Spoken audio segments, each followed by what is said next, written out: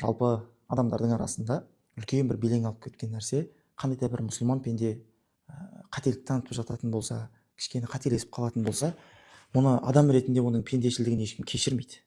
Жалпы қандай да бір айып ашылса, оны жайып жіберуге, оны таратып жіберуге жаны құмар адамдар бар.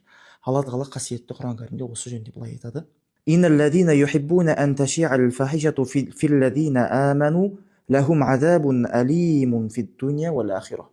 Алла тағала сол бір күнәні, адамдардың айыбын ашатындар жөнінде сол бір арсыздықты жаюға жаны құмар, жаны құштар пенделер болады дейді. Сол жаны құштар пенделерді Алла тағала бұл дүниеде де ақыретте де тым ауыр азаппен азаптайды екен. Яғни оның біреудің айыбын ашуға құмар адамды Алла тағала бұл өмірде өзінің айыбын ашып масқаралап қоюы мүмкін.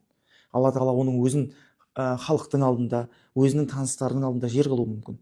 Сол үшін біреудің жамандығын жаһанға жар салғаннан еш нәрсе жаңағы саған болмай, мына өмірде де ақыретте де ешқашан құтылып кетпейсің.